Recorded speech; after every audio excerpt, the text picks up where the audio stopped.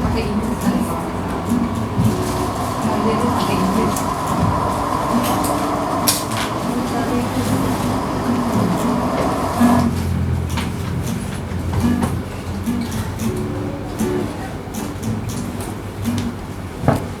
Sherlock, ya ampun. Kenapa sih? Tidak aku.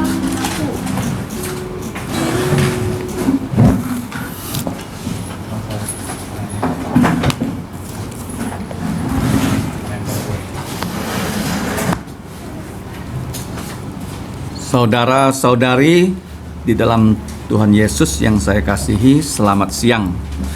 Mari kita memulai persekutuan kita dengan memuji Tuhan. Kita akan memuji Tuhan. Pujian yang pertama, Amazing Grace nomor 55, sangat besar anugerahnya. Nomor 55.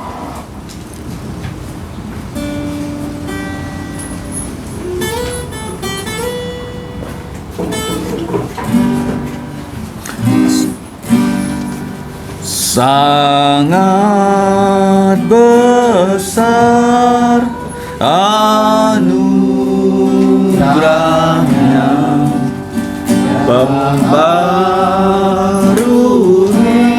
hidupku.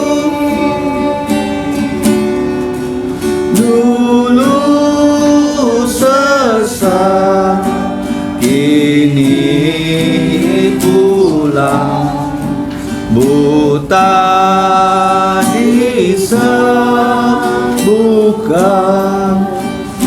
Wanita, ketika isaku cemas dan diriku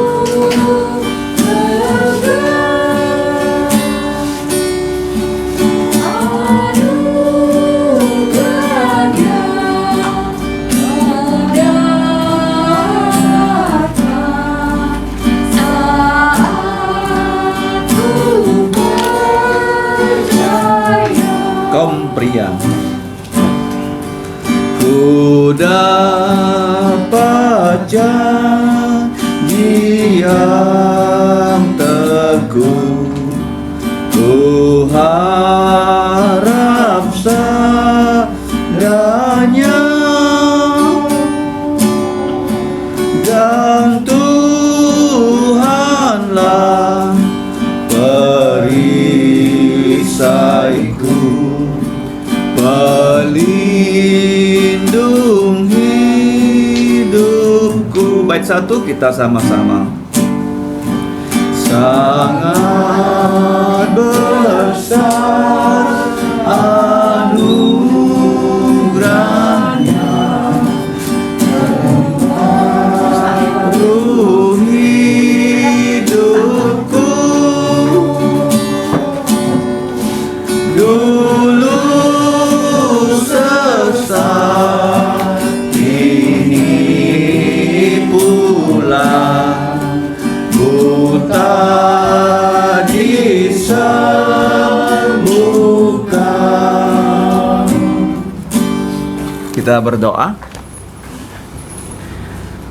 Bapa kami yang bertahta dalam kerajaan sorga, kami mengucap syukur untuk persekutuan di siang hari ini.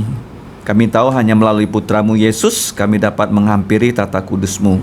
Kami mohon belas kasihan-Mu untuk mengampuni dosa kami, dan kami percaya hanya darah Yesus bisa menghapus semua pelanggaran kami, sehingga kami dapat dipenuhi oleh Roh-Mu, agar pertemuan kami hanya untuk memuliakan nama-Mu saja. Demikianlah doa kami Bapa, dalam nama Tuhan Yesus kami berterima kasih. Amin. Pujian kedua kita nyanyikan nomor 55. 55 sekarang 59 ya. Ku bersukacita kerja untuknya. Kita semua bersukacita dapat bekerja untuk Tuhan Yesus.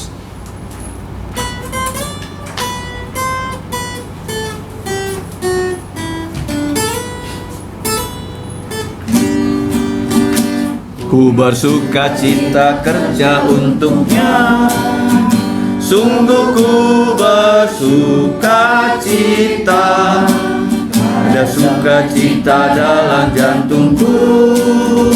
Ku bekerja untuknya, ku serahkan semuanya, kerja untuk Rajaku.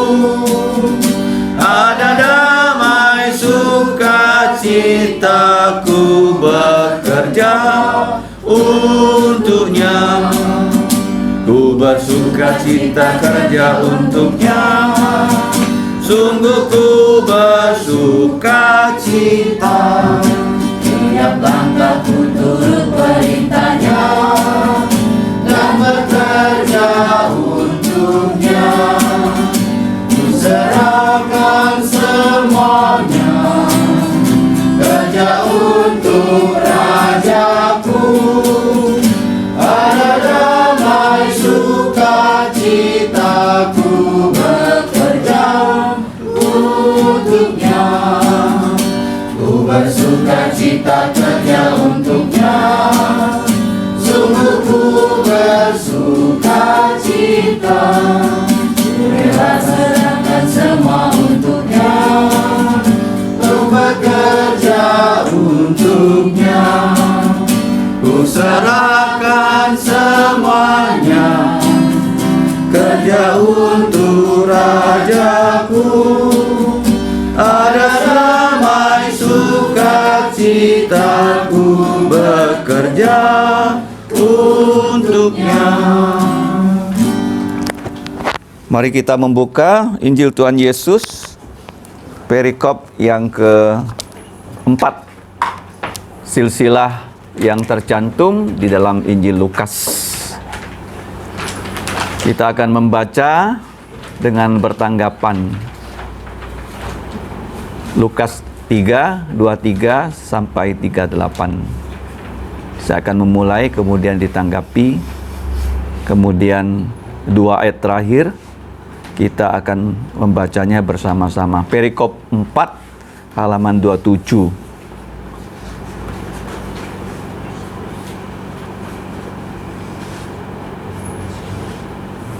Mari kita mulai. Demikian bunyi firman Tuhan. Ketika Yesus memulai pekerjaannya, ia berumur kira-kira 30 tahun. Dan menurut anggapan orang, ia adalah putra Yusuf, putra Eli, putra Matat, putra Lewi, putra Malki, putra Yanai, putra Yusuf, putra Matika, putra Amos, putra Nahum, putra Hesli, putra Nagai, putra Maat, putra Matika, putra Sime, putra Yosek, putra Yoda, putra Yohanan, putra Reza, putra Zerubabel, putra Sealtiel, putra Neri, putra Malki, putra Adi, putra Kosam, putra Elmadam, putra Er, putra Yesua, putra Eliezer, putra Yorim, putra Matat, putra Lewi, putra Simeon, putra Yehuda, putra Yusuf, putra Yonam, putra Eliakim, putra Melea, putra Mina, putra Matata, putra Natan, putra Daud, putra Isai, putra Obed, putra Boas, putra Salmon, putra Nahazon, putra Abinadab, putra Admin, putra Arni, putra Hezron, putra Peres, putra Yehuda, putra Yakob, putra Ishak, putra Abraham, putra Terah, putra Nahor, putra Zeruk, putra Rehu, putra Pelek, putra Eber, putra Salmon, putra Kenan, putra Arpaksad, putra Zem, putra Nuh, putra Lamek, putra Metusala, putra Henok, putra Yared, putra Mahalael, putra Kenan, putra Enos, putra Set, putra Adam, putra Allah. Mari kita berdoa. Bapa kami di surga, kami kembali mengucap syukur karena diberi waktu untuk membaca firman-Mu, bahkan mempelajarinya. Kami mohon Roh-Mu menaungi kami, sehingga kami dapat mengerti dan kami diberi kekuatan rohani melalui pembelajaran firman-Mu. Kami serahkan waktu ini ke dalam pimpinan-Mu, hanya dalam nama Tuhan Yesus kami mengucap syukur dan berdoa. Amin.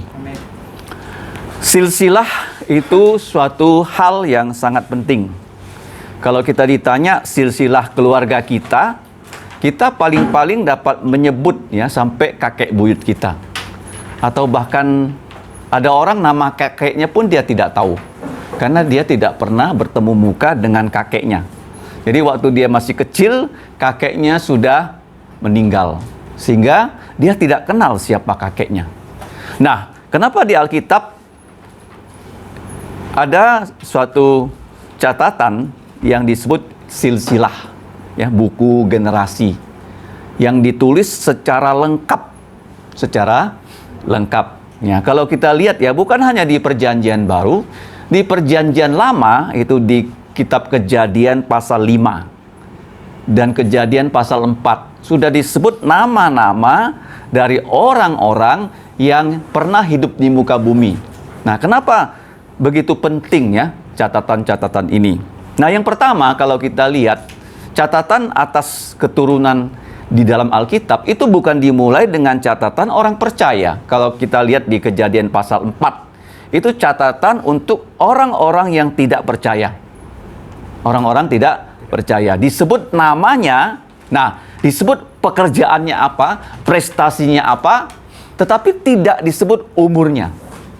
Nah, kalau kita lihat Kejadian pasal 5, itu disebut namanya, disebut umurnya, tidak disebut apa pekerjaan mereka. Ya kan? Nah, seperti sekarang kan, di dunia ini setiap tahun ada list yang keluar. Siapa orang paling kaya di dunia? Mereka salib menyalip. Siapa orang paling kaya di Indonesia? Itu ada daftarnya. Nah, kalau kita lihat di sini, Kejadian pasal 5 disebut namanya, tidak disebut pekerjaannya, tapi disebut umurnya. Ini sebanding dengan yang tadi kita baca. Karena kita lihat silsilah di Kejadian pasal 5 itu dicantumkan juga di sini. Seperti Adam memputrakan Set, Set memputrakan Enos dan seterusnya. Termasuk ya Sem, termasuk Nuh, termasuk Peleg dan seterusnya. Sampai Abraham, Ishak dan Yakob.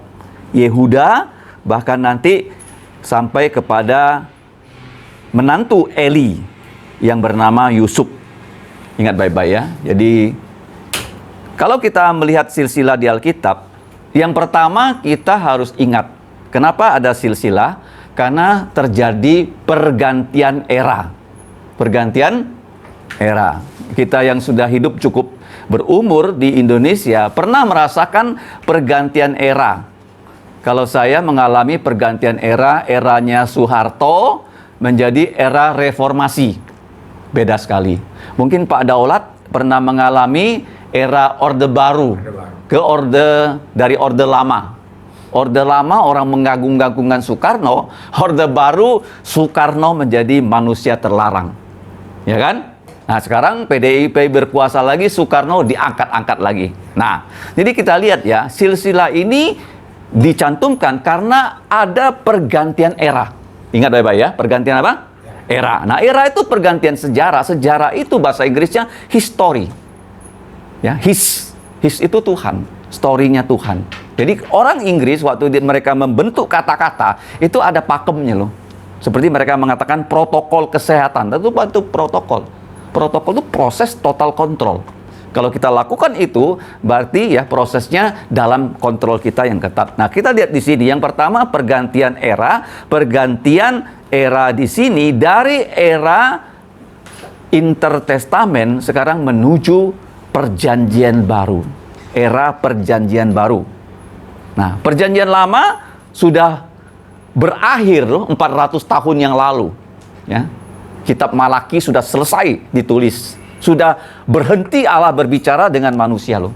Dia tidak pernah ngomong lagi dengan manusia loh. Silent selama 400 tahun. Dan orang Yahudi itu dibuang, tidak punya negara, tidak punya jati diri. Sejak mereka ditawan di Babel. Ya, minggu lalu kita sudah belajar 2 minggu lalu tentang Babel. Nah, kalau kita bandingkan silsilah di Lukas dengan silsilah Matius, apa bedanya sih? Kalau silsilah di Lukas itu dari Yusuf ya sampai kepada Adam sampai kepada putra Allah. Ini penting sekali ya. Jadi ini menyangkut seluruh ya silsilah Yesus ya dari Adam sampai kepada Maria.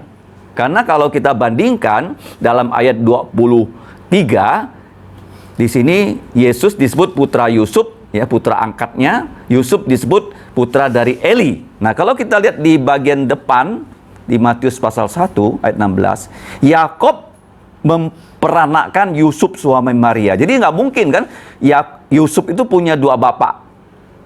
Bapaknya bernama Yakob kah atau bapaknya bernama Eli? Ya kan? Coba lihat di dalam halaman 26 ayat 16. Yusuf katanya bapaknya Yakob, tapi di sini kok Yusuf bapaknya Eli? Yang benar yang mana? Nah, ternyata Eli itu adalah ayah dari Maria. Jadi silsilah Lukas itu silsilahnya Maria. Silsilahnya siapa? Maria. Nah, bedanya di mana? Bedanya itu di Daud. Ya, kalau kita lihat waktu Daud ayat 31. Coba lihat Lukas 3:31. Di situ putra Melea, setelah itu putra Mina, putra Matata, putra Natan. Nah, Natan ini punya bapak yang namanya Daud. Tapi Daud itu punya putra yang bernama Natan. Natan ini bukan raja. Bukan apa? Raja. Dari situ makanya dibuat bypass oleh Tuhan. Apa? Dia bypass. Dia mengendalikan sejarah. Kenapa begitu?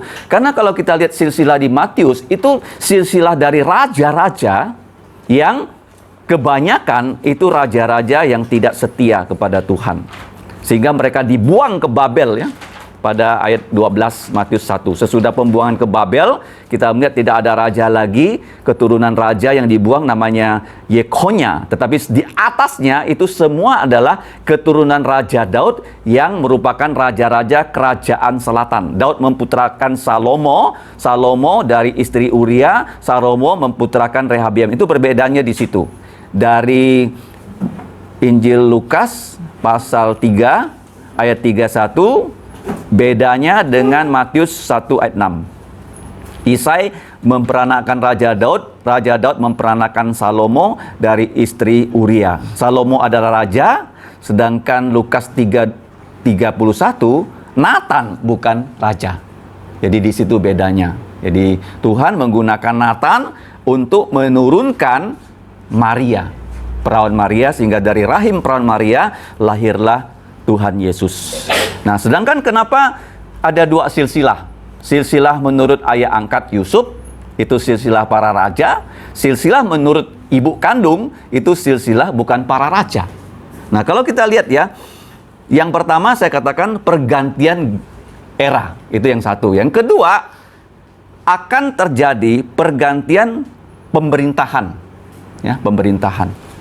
Nah, pemerintahan dari raja yang sudah pernah bertahta di Israel, tapi sekarang mereka pada saat Yesus lahir tidak lagi mempunyai raja. Sampai sekarang tidak ada lagi raja orang Yahudi. Nah, makanya waktu Yesus disalib sengaja itu Tuhan menggerakkan lubuk jantung Pilatus untuk mencantumkan Yesus orang Nazaret, raja orang Yahudi. INRI, ya, bahasa Latin, bahasa Ibrani, bahasa Yunani, 3 bahasa. Ya, tandanya. Karena Yesus itu dijanjikan sebagai putra Daud yang akan menjadi raja untuk kerajaan Israel sampai selama-lamanya. Nah, kalau kita lihat di sini kan, sekarang kerajaan Israel tidak ada, negara Israel ada. Sejak tahun 1948 sudah ada negara Israel. Ya. Tetapi mereka tidak punya raja, mereka punya perdana menteri, mereka punya presiden, sistem mereka di sana demokrasi. Nah, Tuhan ingin membentuk pemerintahan, bukan demokrasi loh. Teokrasi. Kenapa ada demokrasi? Demokrasi itu supaya orang bertanding dengan surat suara, supaya pergantian kekuasaan tidak mengalirkan darah. Itu tujuannya. Coba bayangkanlah kalau zaman dulu ya, pergantian kekuasaan itu bukan dengan pemilu, itu begitu banyak yang mati loh. Zamannya Bung Karno, berganti dengan Pak Harto, G30 SPKI, itu jutaan orang mati. Sampai sekarang masalahnya belum selesai kan? ya, masih dibentuk tim untuk dilakukan pengadilan HAM, ya, tingkat berat. Belum selesai. Kalau tidak lewat pemilu, pergantian kekuasaan itu berdarah-darah. Apa? Makanya dibuat demokrasi. Nah, di mana tuh demokrasi dimulai? Ya, kita akan pemilu tahun depan. Banyak orang nggak tahu loh, demokrasi dimulai di dalam gereja loh. Pada saat John Calvin, ya, mereka bergereja di Jenewa, itu mereka mengadakan pemilihan, ya, dari pemimpin gereja. Diaken, penatua, gembala, itu dipilih. Nah, dipilih. Makanya demokrasi itu sebenarnya berasal dari gereja. Ingat baik-baik ya. Nah, itu yang pertama. Jadi pergantian di sini, era sudah berganti, nanti akan pergantian itu dari demokrasi, sistem apapun di dunia ini menjadi, ya, teokrasi. Ya, karena di dunia ini ada sistem demokrasi, ada sistem monarki. Monarki itu kerajaan, ya. Nah, seperti Arab Saudi itu monarki. Ingat ya, kerajaan masih ada loh, bukan nggak ada. Tapi kalau Inggris dia monarki tapi sudah demokrasi. Ya, rajanya nggak berkuasa secara mutlak di sana. Nah, kalau di Brunei itu juga monarki. Jadi ada 3 sistem pemerintahan, demokrasi, monarki. Nah, yang Tuhan akan buat di muka bumi ini namanya teokrasi. Teokrasi. Teokrasi itu adalah Tuhan sendiri jadi pemimpin. Yesus jadi pemimpin. Nah, kalau kita lihat di silsilah ini begitu menarik ya. Kita akan bandingkan ya silsilah Matius dengan silsilah Lukas. Kalau di Matius pernah saya jelaskan ya, itu berdasarkan nama Daud. Karena 14 keturunan. Ya, jadi ini DVD bahasa Inggrisnya ya. Dalet, Vau, Dalet. Ya, kalau Dalet itu 4, Vau itu 6, Dalet itu 4. Jadi 4 tambah 6 tambah 4 jadi 16. Ya. 14 bukan 16 ya. Jadi di situ 14 generasi namanya Raja Daud.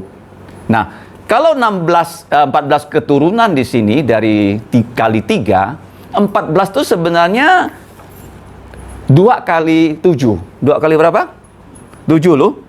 Kalau kita hitung ya, 2 kali 7 kali 3. Totalnya 42 generasi. Tapi tidak semuanya lengkap dimasukkan. Dia hanya simplifikasi supaya 14, totalnya 42 generasi. Nah, kalau di Lukas, nah, orang belajar Alkitab itu bukan mereka itu nggak punya kerjaan. Dihitung loh dari nama-nama di sini sampai ya keturunan di sini ada berapa generasi. Pernah nggak kalian hitung di situ? Sudah puluhan tahun belajar Alkitab. Pernah nggak bertanya, Lukas itu berapa generasi sih?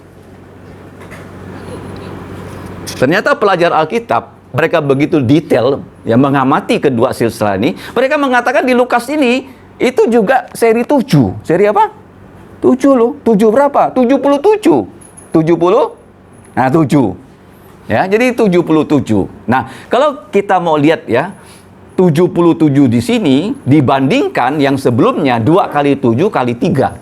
Ya, 7 itu kan angka sempurnanya dari Tuhan. Nah, kalau kita lihat ya, di dalam silsilah dari Injil Matius itu silsilah Raja Daud ya, tapi karena raja-raja itu kebanyakan tidak setia, sehingga Tuhan membuat lagi satu garis keturunan lewat Maria yang setia. Nah, kenapa? Karena Tuhan pernah mengutuk ya raja yang bernama Yekonya, kamu tidak boleh lagi punya anak yang kencingnya ke tembok.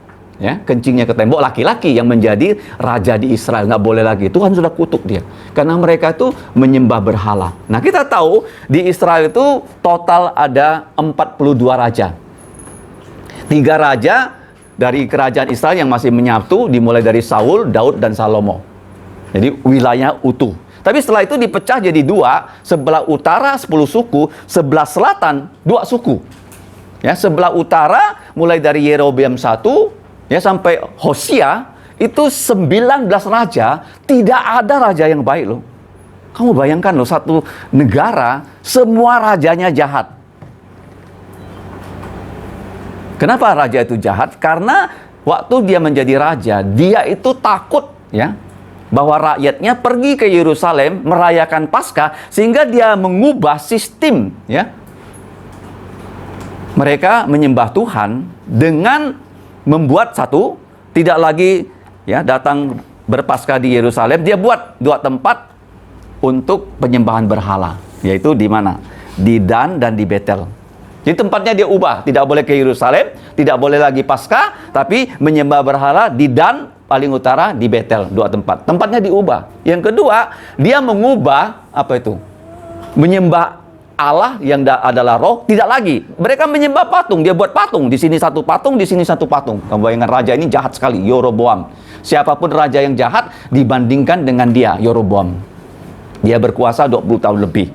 Nah, kemudian yang ketiga, dia mengubah hari raya, tanggal hari rayanya diubah. Nggak lagi seperti yang dikatakan dalam kitab Taurat. Yang keempat, dia mengubah yang dapat melayani itu ya di tempat penyembahan berhala, ya, bukan lagi keturunan Harun. Kalau Harun keturunannya itu wajib melayani dalam bait Allah. Dia rubah. Siapapun yang mau menjadi imam, silakan. Jadi dia ubah sehingga tidak ada lagi ya raja di sini, tidak ya tidak ada raja yang baik. Ya, 19 raja itu jahat termasuk 1 ratu.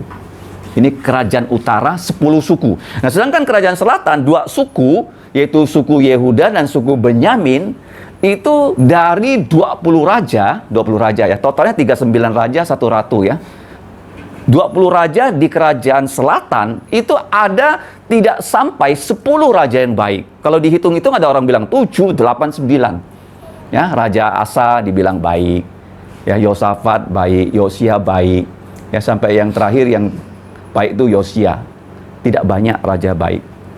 Ya, rata-rata raja-rajanya jahat-jahat.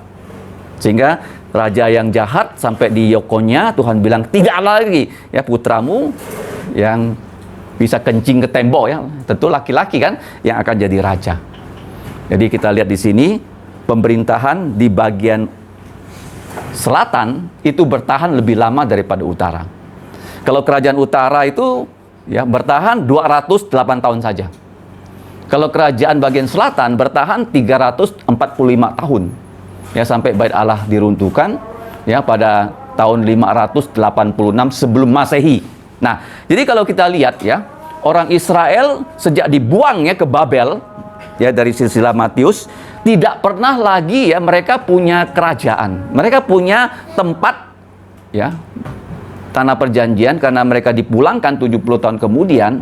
Untuk apa? Karena mereka dipulangkan. Dibuang 70 tahun, dipulangkan 70 tahun. Ya, saya pernah menyatakan orang Tionghoa ya, sejak dari Tiongkok sampai ke Asia Tenggara ini, sampai ke timur jauh, yang pulang sedikit. Ya kan? Ada sih beberapa yang pulang ya pada saat ya pergantian pemerintahan ya di zamannya Bung Karno ya, ada sebagian yang pulang. Tapi rata-rata orang Tionghoa tinggal di Asia Tenggara. Ya, ada di Indonesia, ada di Singapura, ada di Malaysia, ya Filipina dan Thailand juga ya. Jadi begitu banyak orang Tionghoa. Nah, tetapi orang Israel itu dibuang dan dikembalikan ya ke mana? Tanah perjanjian. Kenapa dikembalikan? Karena Yesus harus lahir dan mereka harus hidup lagi di tanah perjanjian. Dan pada saat nanti Yesus datang kedua kali, Israel itu harus jadi negara dan Yesus datang menjadi raja mereka. Kembali lagi ke sistem teokrasi. Teokrasi loh. Ya kan? Nah, tapi kalau kita lihat ya ada satu pertanyaan loh yang kalau kita nggak pernah merenungkannya, kita akan tidak tahu jawabannya. Nah, kerajaan utara waktu tahun 722 sebelum Masehi dibuang, itu mereka nggak kembali loh. 10 suku dibuang ya waktu Asyur menyerbu mereka di zamannya Hosea 722. Nggak ada mereka dikembalikan ke tanah perjanjian, tidak ada lagi. Tapi kerajaan selatan, 2 suku dibuang, ya kan? Yehuda, Benyamin dibuang ke Babel. Yang pertama itu Daniel kawan-kawan, kemudian Yeskiel, yang terakhir itu dibuang 586, bait Allah diruntuhkan. Nah, mereka ya 535 dikembalikan ya ke tanah perjanjian. Nah, sekarang pertanyaannya kan, 2 suku dibuang, kok nanti kalau kamu baca Wahyu ada 12 suku?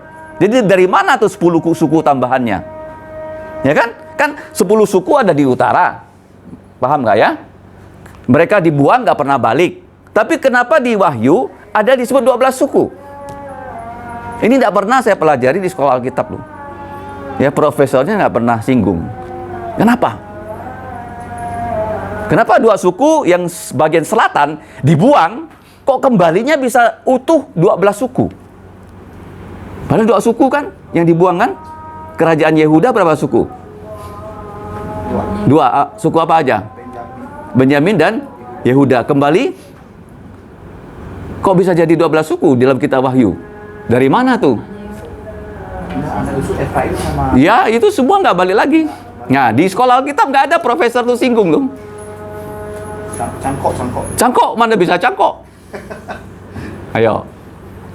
Siapa yang pernah merenungkannya?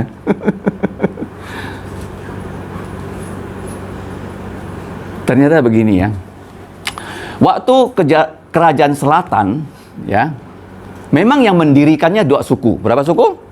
Ya, Benyamin dan Yehuda mendirikan kerajaan selatan. Yang 10 suku, mereka secara terpaksa harus bergabung dengan utara. Dengan apa? Nah, tetapi di 10 suku itu, ada nggak orang yang sungguh-sungguh percaya Yesus? Dan bagaimana mereka? Mereka ya balik. Balik ke mana? Ke selatan. Jadi betul ya, kerajaan selatan itu dua suku pendirinya, tapi lengkap 12 suku. Lengkap berapa? Waktu mereka dibuang berapa suku? Ya 12. Waktu mereka balik, ya 12 suku. Ngerti nggak? Jadi Tuhan tetap memelihara 12 suku. Nah, di situ sangsutnya kita. Ya. Jadi kita bersyukur ya, Tuhan itu betul-betul dia mengendalikan sejarah. Ya, siapa yang jadi presiden, dia sudah tentukan loh. Kita sekarang bingung-bingung ya baca survei ini itu. Nanti yang jadi presiden sudah dia tentukan. Ya, kalau dia nggak tentukan, orang tuh mau jungkir balik bagaimanapun nggak akan mungkin jadi presiden, nggak mungkin. Nah, jadi kita lihat di sini waktu Yesus ya lahir dari silsilahnya Maria.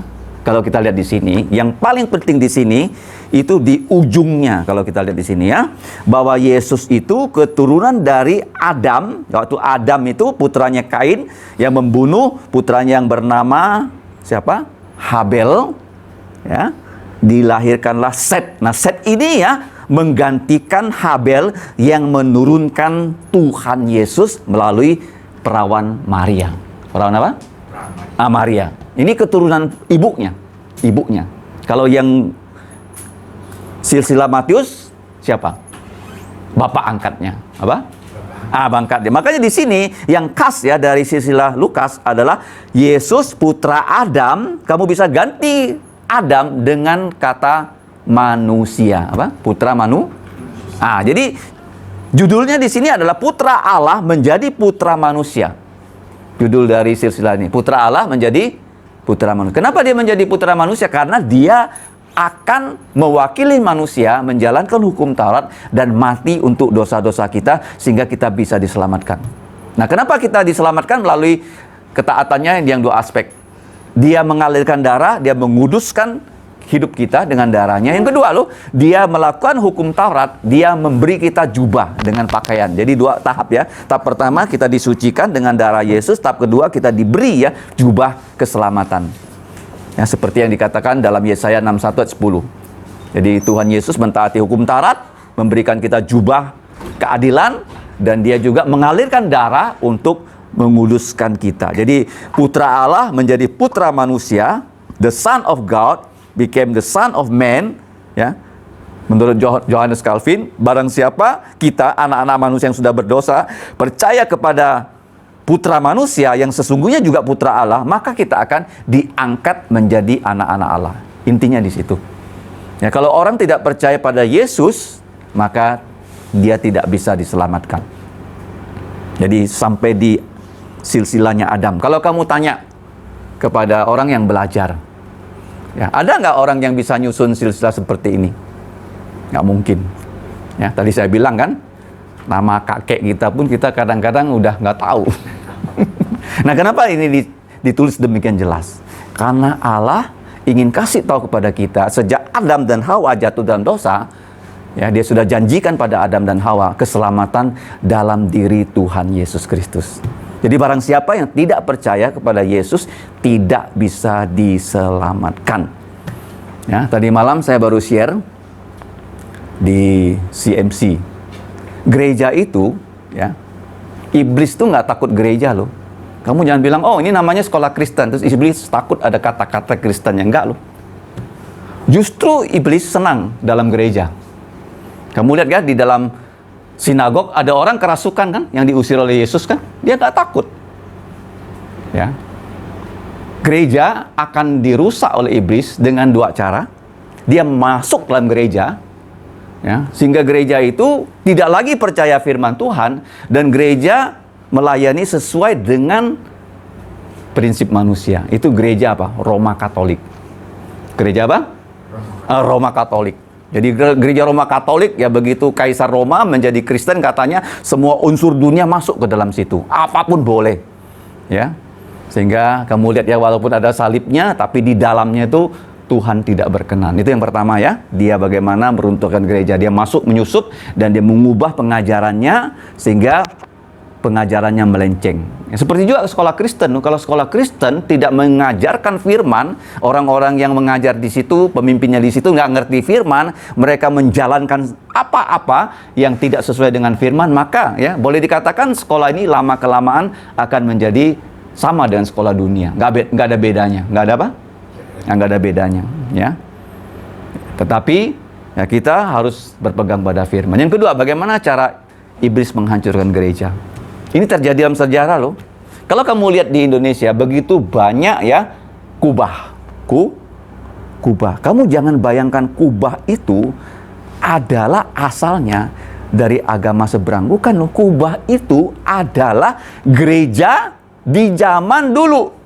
Gereja zaman dulu ada dua macam menaranya. Satu itu kubah, ya, banyak di bagian timur, banyak di Rusia. Gereja-gereja itu bentuknya kubah. Dan kalau kamu lihat ya, gereja gotik, gerejanya gotik itu adalah bentuknya lincip begini. Ada dua jenis ya. Kalau di London juga ada dua gereja. Gereja Saint Paul itu dengan kubah. Ya, tempat Lady Di dan Pangeran Charles menikah itu di Saint Paul. Kubahnya begini. Nah, sedangkan di Westminster itu lancip. Ya kan? Nah, kenapa sekarang kubah menjadi simbol dari agama Islam? Kenapa? Karena pada abad 7 waktu Islam itu berkembang, mereka itu dengan peperangan menyerbu semua negara-negara yang kebanyakan adalah agama Kristen seperti Turki, Efesus. Itu di Turki loh.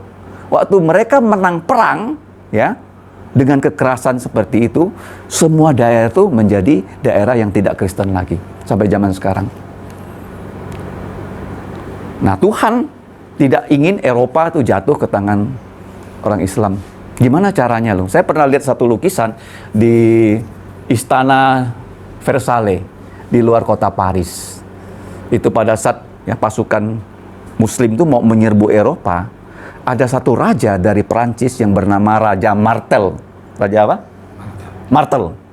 Ya, Martel itu simbolnya palu. Dia menghentikan loh invasi dari tentara Islam sehingga Islam itu tidak bisa masuk ke Eropa. Mengerti ya? Jadi dua cara ya bagaimana iblis tidak ingin Injil disampaikan. Dia menyusut dalam gereja dan mengubah pengajaran gereja. Atau yang kedua bagaimana?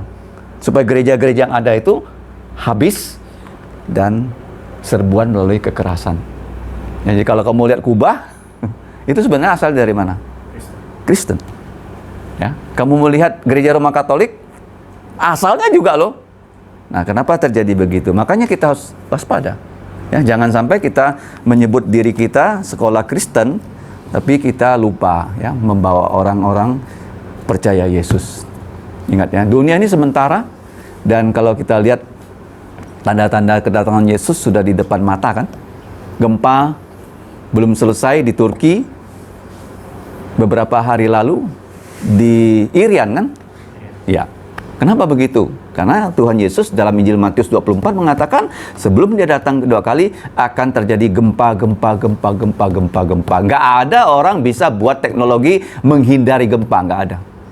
Paling orang membuat rumah tahan gempa itu aja. Nggak ada.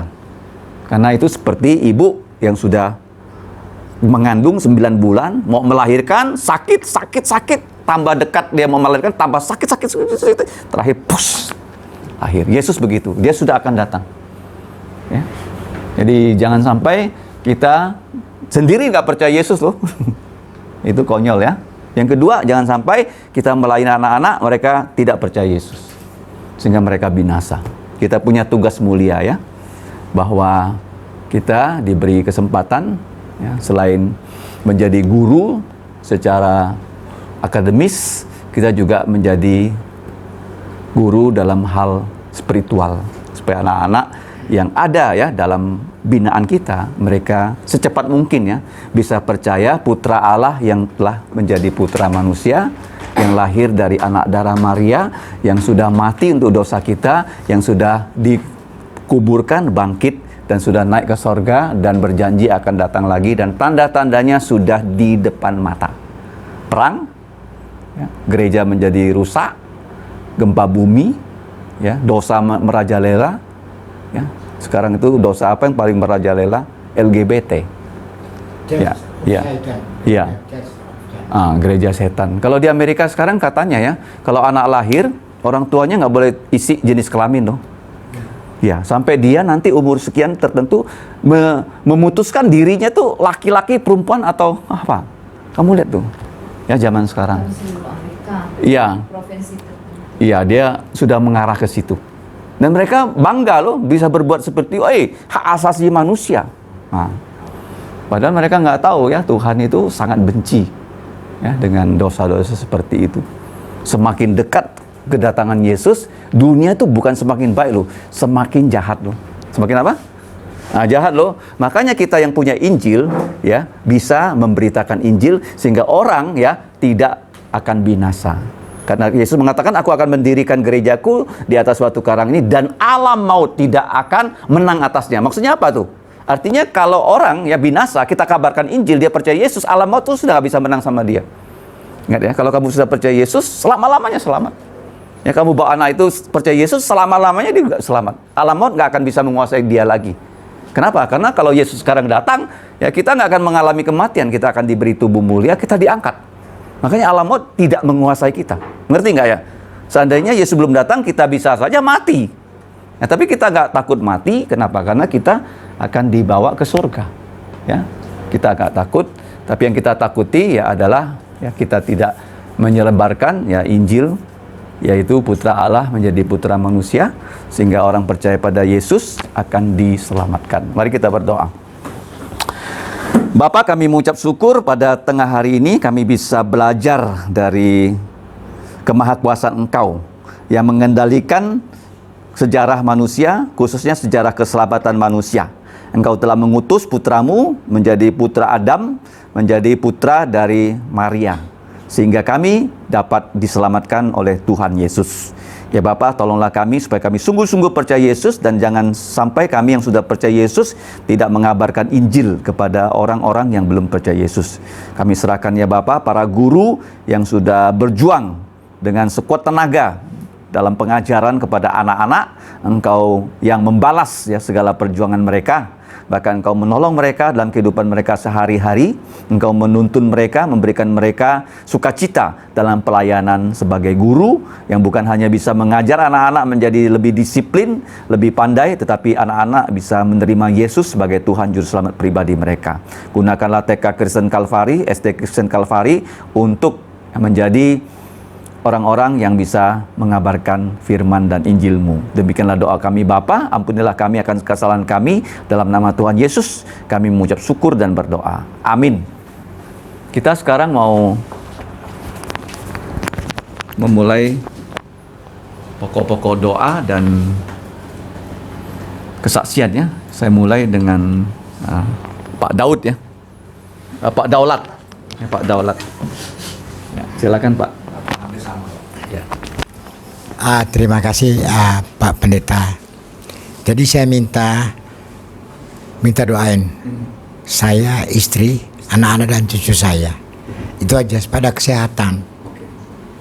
Dan terima kasih seminggu kita ini sudah dipelihara oleh Tuhan Yesus. Kita berterima kasih karena itu mahal.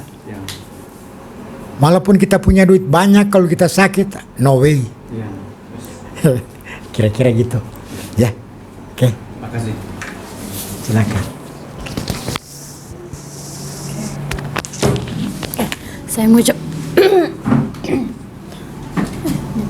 Saya mengucap syukur untuk penyertaan Tuhan sepanjang minggu ini. Mengucap syukur juga untuk persekutuan hari ini. Doakan untuk TK dan SD, semoga banyak orang tua yang mendaftarkan anaknya masuk ke TK maupun SD Kristen Kalvari. Juga doakan anak-anak, khususnya anak TKB yang tinggal beberapa bulan lagi untuk masuk ke SD. Kiranya Tuhan menolong mereka agar mereka dapat belajar dengan baik, menerima pelajaran dengan baik, dan siap masuk SD. Dan doakan kesehatan kita semua. Terima kasih. Oke, saya bersyukur untuk penyertaan Tuhan, juga bersyukur kemarin CMC cukup ramai. Ya, Tuhan menolong supaya kita dapat mengajar dengan baik, dan juga doakan untuk penerimaan siswa baru SD dan TK supaya Tuhan mengirim banyak anak-anak untuk belajar di sini, dan Tuhan juga mengirim guru yang baik untuk mengajar. Doakan juga pembangunan kelas-kelas SD.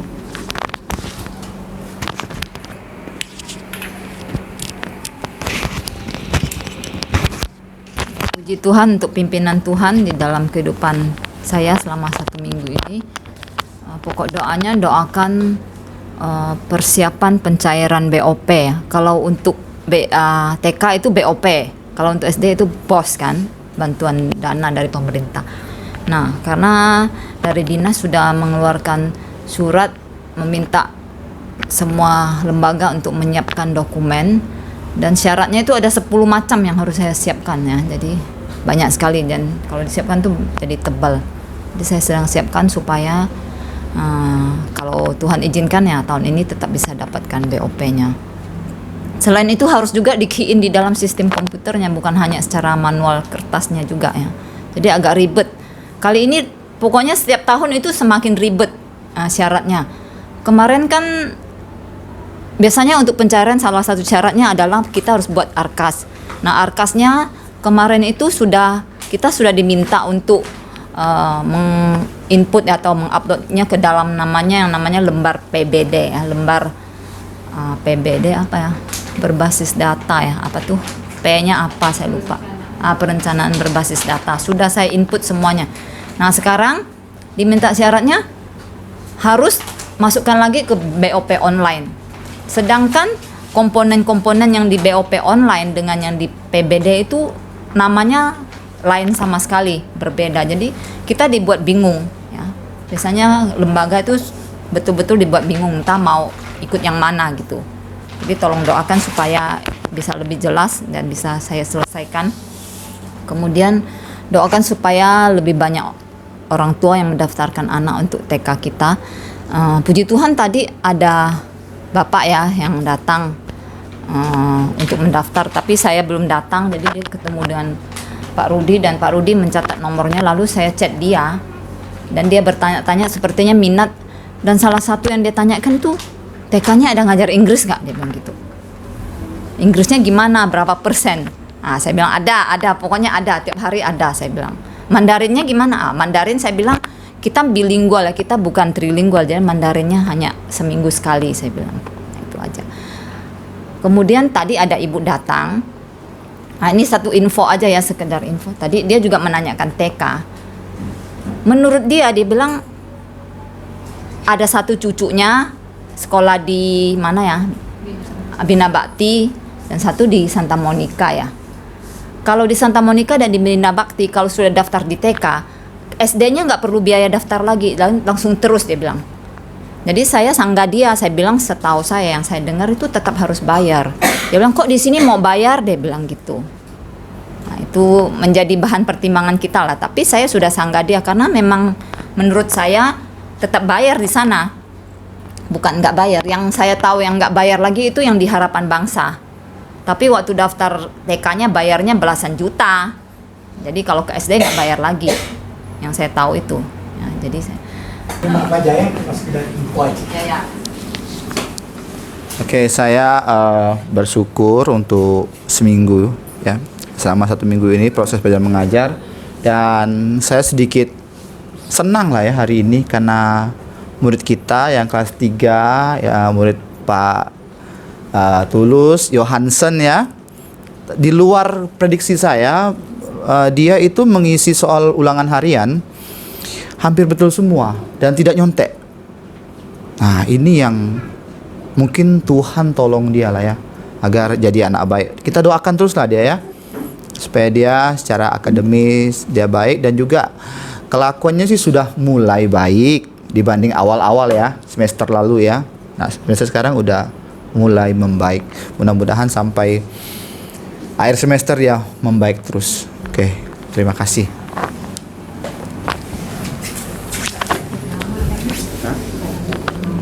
Purnama enggak rambut.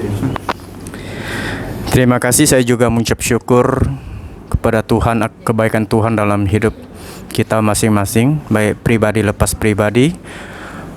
Saya juga mengucap syukur setelah 2 bulan atau 2 bulan lebih saya vakum dari kebaktian para guru ini, dan pada saat ini pertama kali saya dapat mengikutinya kembali. Saya mengucap syukur untuk itu semua, juga mengucap syukur bahwa Tuhan sudah baik kepada saya. Dia sudah memulihkan saya dari sakit penyakit saya. Tidak terasa mungkin 2 bulan atau 2 bulan lebih saya juga vakum dari pelayanan. Mungkin ada ngajar-ngajar sebentar, tetapi demam lagi begitu, karena tipes itu memang kadang datang, kadang hilang dia. Jadi mengucap syukur untuk itu semua. Juga pokok doanya, doakan juga untuk pelayanan kita semua, baik yang di berbagai tempat, di Kuburaya, di Serdam, di Siantan, secara khusus di Parit nomor 2. Kiranya Tuhan menolong untuk setiap pelayanan kita, diberikan kekuatan, kesehatan, jangan sampai kita sakit lah ya. Terima kasih.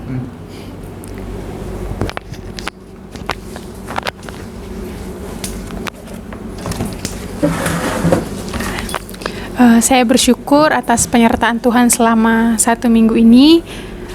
Bersyukur juga buat persekutuan yang boleh kita laksanakan pada hari ini. Saya rindu berdoa untuk setiap kita yang mendidik anak-anak, melayani.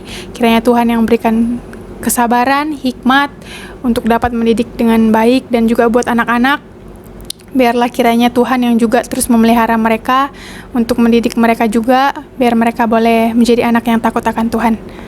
Berkati juga buat kesehatan kita semua. Ya, terima kasih.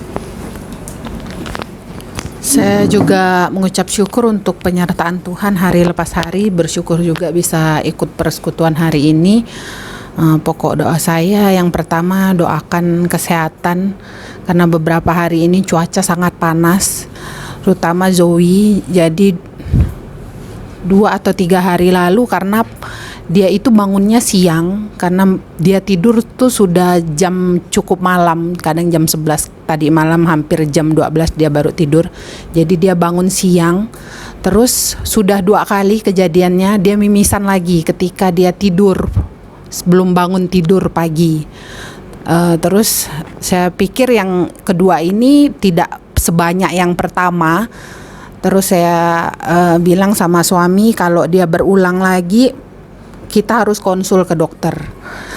Terus suami baca dari Google, ternyata itu biasa terjadi pada anak-anak karena perubahan suhu. Jadi mungkin ketika malam dan sampai pagi itu kan kami pakai AC, jadi udah pagi saya matikan, jadi suhunya langsung terasa turun, jadi dia mimisan. Mungkin seperti itu penjelasan dari Google sih, seperti itu. Tapi masuk akal juga karena 2 kali kejadian tuh suhunya seperti sekarang, panas sekali. Jadi sekarang kalau dia belum bangun, saya lagi beres-beres rumah, sebentar-bentar saya cek, karena saya rasa panasnya ini sangat ekstrim, apalagi sudah jam-jam segini. Jadi doakanlah semoga Tuhan turunkan hujan, terus kasih kesehatan untuk kita semua. Terus doakan juga beri saya dan suami hikmat, kesabaran, karena Zoe itu dia makin besar, makin banyak hal pintarnya, tapi juga makin mulai membangkang. Dan saya kalau kata In kesabarannya tuh setipis tisu.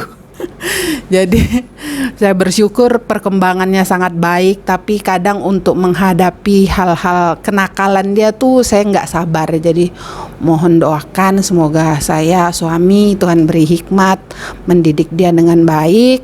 Terus doakan juga untuk suami yang kuliah online saat ini, semoga Tuhan beri hikmat.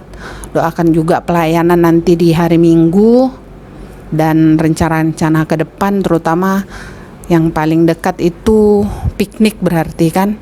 Semoga Tuhan segera kasih hikmat lah kepada panitia dan semoga banyak yang ikut.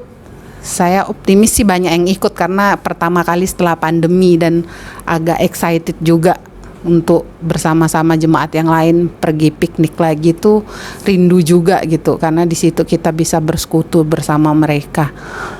Mungkin itu pokok doa dari saya. Terima kasih.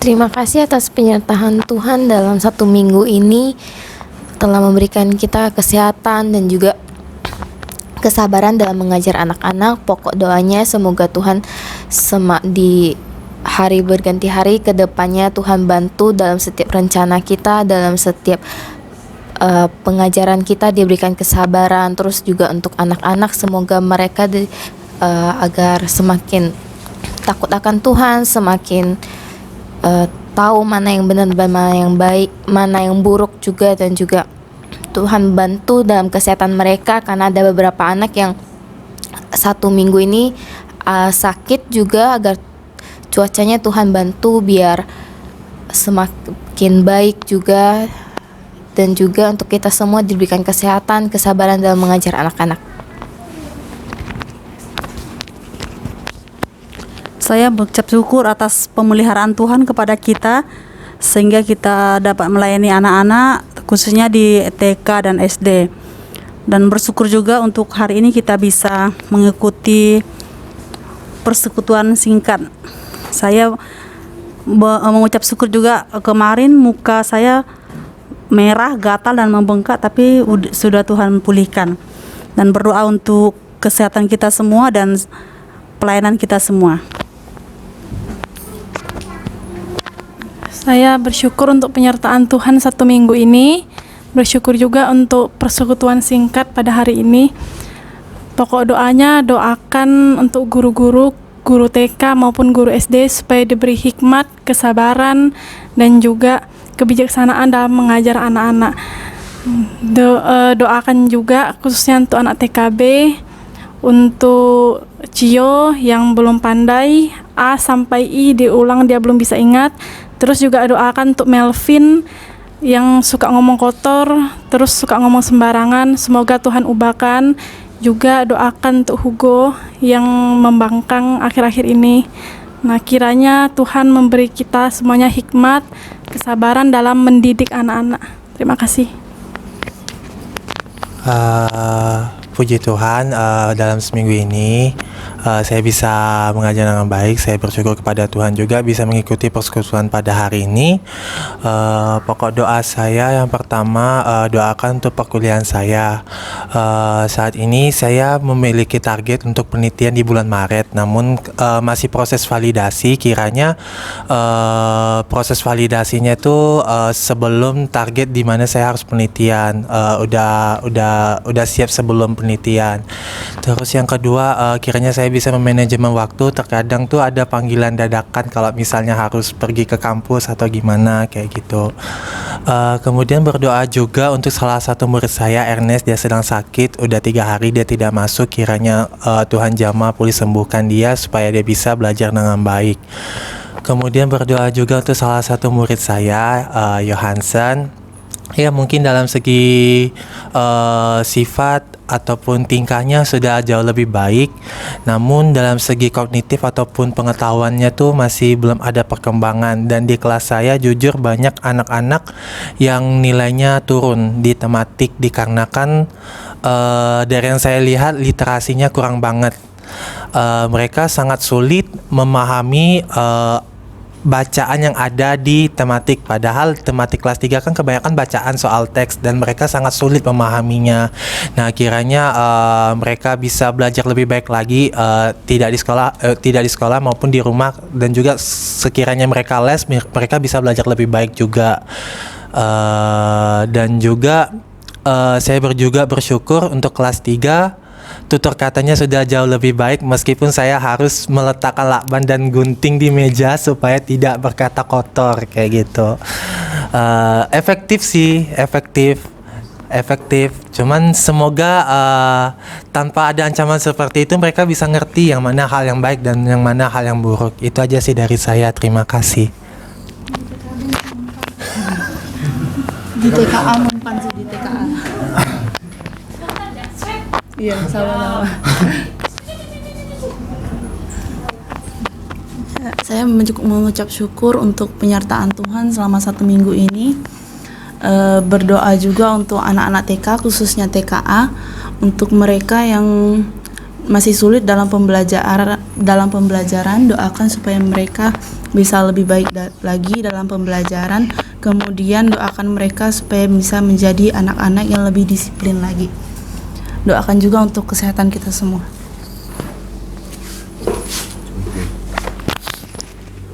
Ya, saya bersyukur kepada Tuhan untuk penyertaan Tuhan kepada kita semua, baik di pelayanan di sekolah, pelayanan di CMC ya, les bahasa Inggris juga kemarin, bahkan untuk pelayanan-pelayanan di gereja.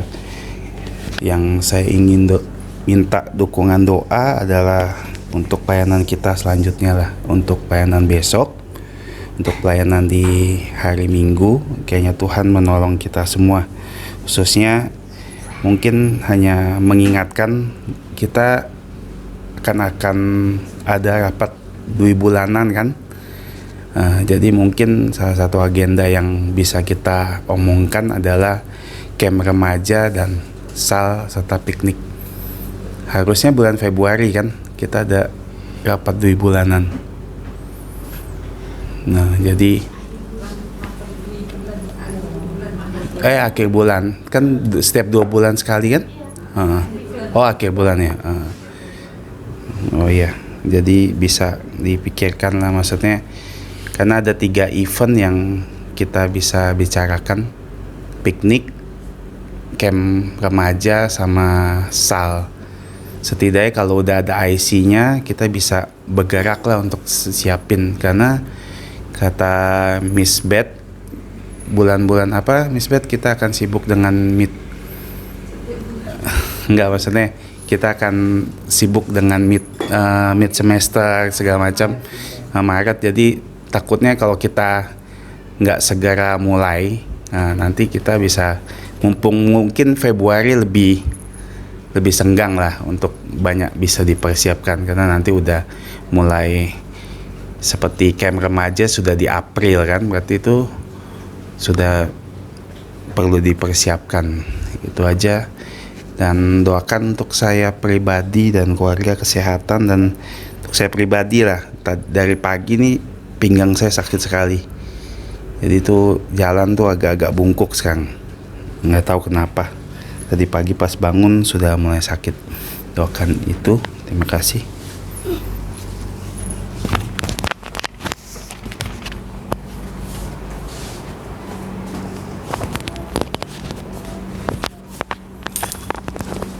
Sebelum kita berdoa bersama-sama, kita jangan lupa berdoa untuk pembangunan kelas SD ya, yang sedang dikerjakan tahap awalnya. Dan doakan juga untuk pembuatan dari keseluruhan set plan ya untuk SD. Jadi 6 kelas total, termasuk perpustakaan, kantor, dan juga WC kan, dan juga fasilitas lain. Apakah itu lab komputer atau bahasa, ataupun nanti malah dia bilang kantin gitu loh. Jadi kita coba gambar dulu ya di denah yang ada. Setelah itu hari minggu depan bisa kita serahkan ke POI-nya Kalvari Pandan.